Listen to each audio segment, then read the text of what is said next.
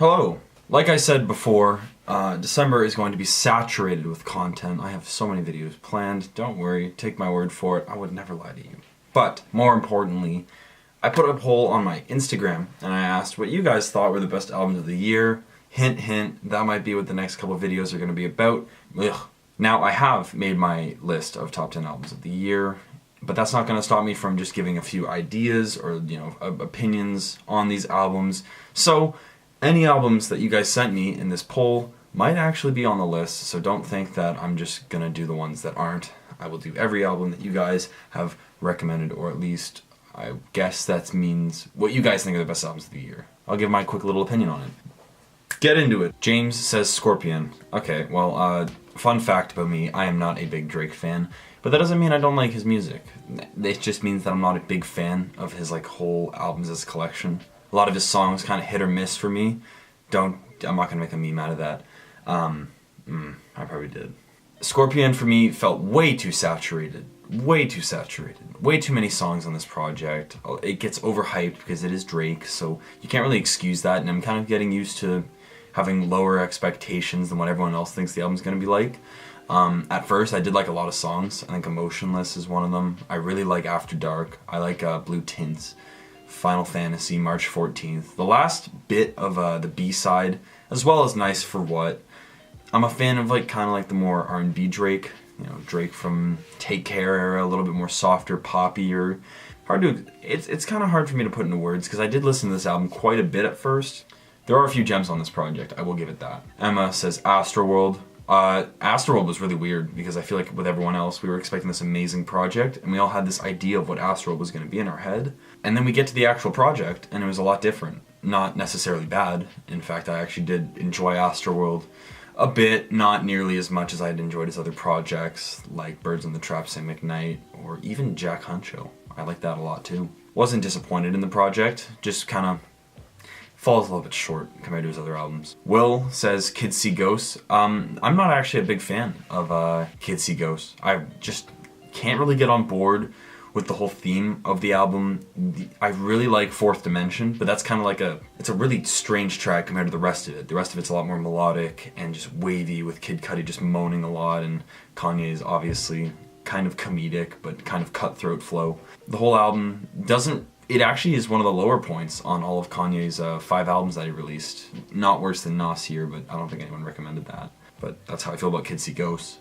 Maddie says Ballads 1. Hands down, that's a lot of confidence for an album that is really lackluster. I'm not throwing shade at anyone, but when we think of Joji, his albums are getting slower and slower, and it's just hard to keep up with just these slow, repetitive, wavy, distorted, spacey tracks and just minimal Joji.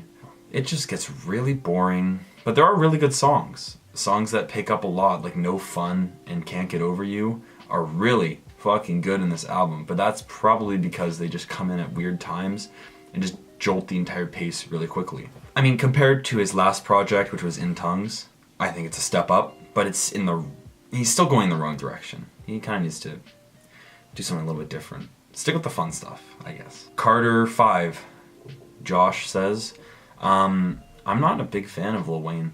I really am not, and because of that, I listened to the first 4 tracks. I think I listened to the Kendrick song.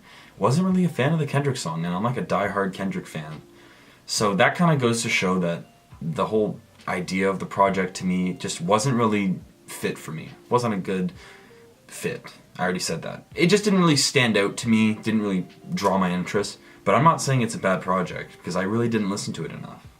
I haven't even heard a song on it that I really like, which is usually what kind of grips me into listening to the album more, which is kind of upsetting, but not every artist is for everyone. Tilly5 says Nathan, and wait till you hear the 6th album. I got the goods. If you didn't know, I'm a rapper. Tyler says Beer Bongs and Bentleys. Most of these tracks are going to last a while in my playlist for sure. I agree with that. I agree with not it being album of the year. Really, I don't think it has the full potential, but it definitely has some catchy tracks. I can guarantee that when I first listened to it, there were a few songs that I just knew were just alright, I'm gonna listen to that quite a bit. I'm gonna listen to that. Stay. I fucking love Stay. I love the acoustic post, and I'm glad there's like, you know, one song that does it really well. I really like, even though it's overplayed, Better Now at first, I really like that track, and I had this feeling it was just gonna go crazy on the radio. It didn't blow up like Psycho did, but still, really good song on the radio. And then we have Paranoid, which I actually didn't like at first, but one of my favorite songs from Post Malone to date. Solid project, really good follow-up project to Stoney. Regan says Soy Pablo, Boy Pablo, and if you don't know who Boy Pablo is, oh my god, I'm so excited. I love Boy Pablo, and I really did. I love Soy Pablo. Only 7 tracks, short EP. I can honestly describe this album as just bread and butter. No extra, no eggs, no strawberries, no smoothie, no yogurt. It's just a nice little snack, like a quick little project. It just goes by so fast, and all the songs just work so well together. My fridge just decided to turn on, so it was gonna make a stupid sound, so I ignored it and turned it to death. So, next up, Patrick says Culture 2.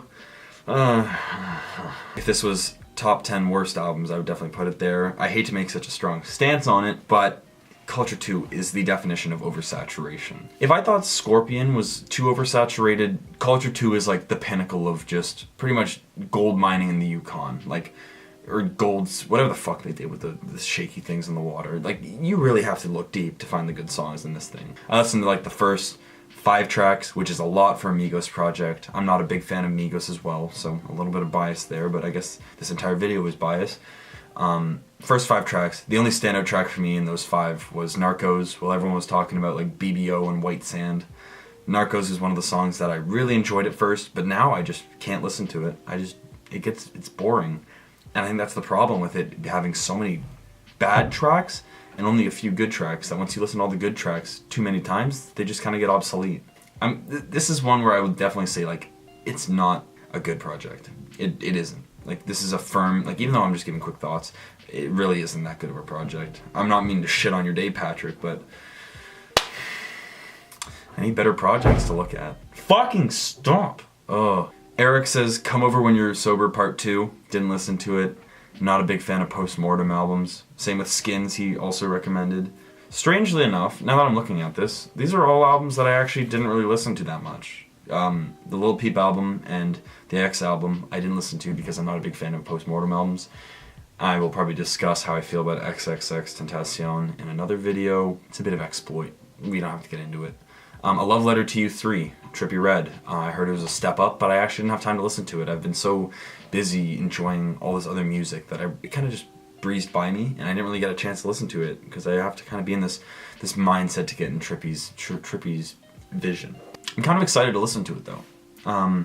Same thing with Not All Heroes Wear Capes. I actually did listen to it once before I went home for reading break, but I was on a plane and I was going home and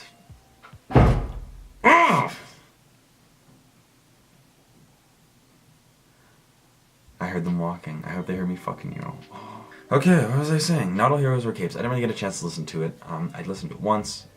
There was the one song, the 21 Savage song, like 10 Freaky Girls, and that Michael Jackson sample just, it just makes me wish it was just a full song.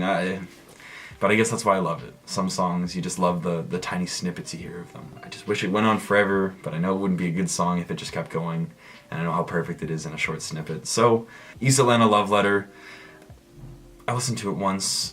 I don't even know what I felt about that thing. I don't think I felt a positive or a negative emotion. I think it just kind of just happened. So, sorry that I don't have really anything to say, but that's just how it goes. Callum says Kids See Ghosts as well. I know he's a big fan of that.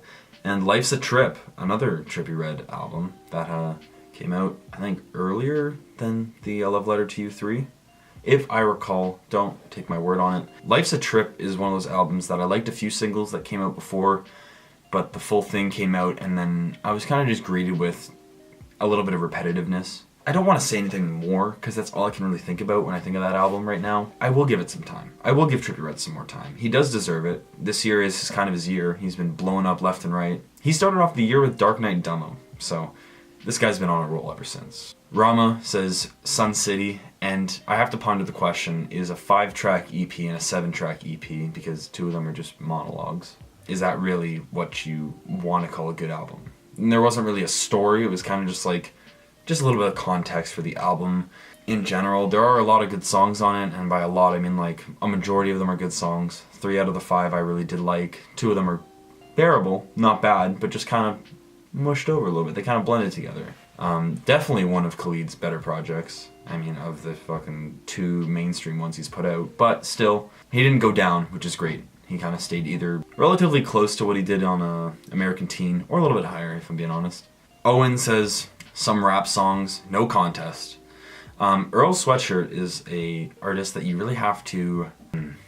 How do I word this? Because this is one of those figures in the hip-hop community that if you say something sweet, you know, you go against the grain, you're gonna get shit on. He's one of those artists that, you know, like Frank Ocean, comes out once in a while, not nearly as big as Frank Ocean is, but still one of those artists that's kind of underground, stays low-key, puts out a single maybe once a year, and then drops a project and everyone goes crazy.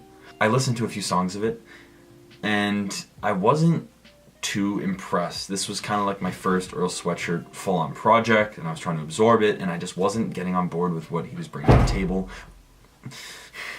I'm about to go out there. I have to. I can't let them just keep fucking slamming the door like people fucking live here. I didn't get on board with it, and not to say that this album isn't good. I just didn't get time to finish it because I just wasn't pulled into it. And that's kind of the curse of a lot of these albums, where I don't really want to spend my time just forcing myself to listen to it if I'm not enjoying it. Maybe I'll find one song I really like, but I'm just going to pull one song and then not think about the rest of the album until I come back to it again and review it, or even just come back to it because I'm out of things to listen to and I'm bored. And when that's the case, it's really hard for me to just review because I really need to be in that one cleared space where I'm just absorbing everything. It didn't help that Earl put it out right when like Oxnard was coming out, and we had that Ski Mask project too, all those things. And I could be messing up the dates, but it was a pretty quick month in November, especially with music. We had a fuck ton of projects coming out, so I was busy just focusing on those, and I had a big video I was working on. I don't want to make any more excuses, but I didn't really get time to listen to it, is what I'm saying. Max says Sire, that came out in 2017. And I would talk about Sire, but it's a bit redundant. It's over. 2017 album. Thank you for listening, watching, whatever you were doing when viewing this video. If you like this content, do not worry, we have more coming soon. I have some formal reviews coming up. I'm very excited. We're going to have a lot of videos, and I do mean that before, and I've said this since the beginning. If you want to participate in Instagram polls, follow me on Instagram or add me on Snapchat. Sometimes I do stuff. Snapchat isn't as inclusive as Instagram is, so I do a lot of polls, a lot of votes, a lot of questions to you guys. So yeah, end of the video, whatever, I'll put it on the screen somewhere. That's the rest of the video. Thank you for watching. I don't know. I don't know how to wrap this video up, if I'm being honest. Maybe I should just cut it right here.